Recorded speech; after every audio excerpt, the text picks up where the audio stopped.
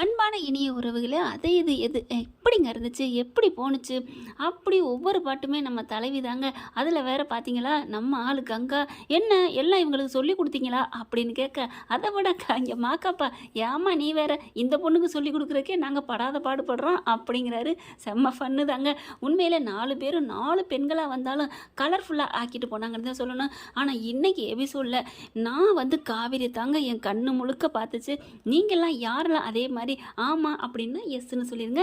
காவேரி தாங்க நான் முழுக்க முழுக்க பார்த்தேன். அப்பப்போ வேணா கங்கா, யமுனான் அது பார்த்தா எல்லாம் தெரியும் பார்த்தீங்களா? அந்த மாரி தான் பார்த்தோமே ஒழிஞ்சு, ஃபுல் அண்ட் ஃபுல் என்னோட ஃபோக்கஸ் எல்லாம் காவேரி தான் பார்த்துக்கிட்டே இருந்தேன். அவங்க கை அசைக்கிறதும், பேசுறதும், சிரிக்கிறதும், அந்த 3 பாட்டையும் அவங்க தானே பாடுறாங்க. அவ்வளோ அழகா மயிலாப்பூர் அதில் ஆட்டம் பாட்டதை பார்த்தீங்களா? என்னம்மா ஐய்யய்யோ! செம்மையா இருக்கு. எல்லா பாட்டுமே நம்ம தலைவி தான் கண்டுபிடிக்கிறாங்க. நல்ல ஒரு சூப்பரானதுங்க.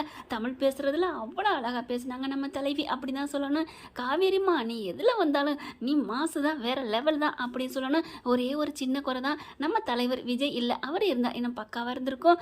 அதில் மாக்காப்பா ஒன்று சொல்கிறார் பார்த்தீங்களா, 4 பேர் நீங்கள் இங்கே நின்றுக்கிட்டு இருந்தா எங்களுக்கெல்லாம் இவங்களுக்கெல்லாம் கால் வலிக்கும், போய் உட்காருங்க அப்படின்னு சொல்கிறது அது வேற லெவல் தான் சொல்லணும். ஓகே ஃப்ரெண்ட்ஸ், பாய், தேங்க்யூ.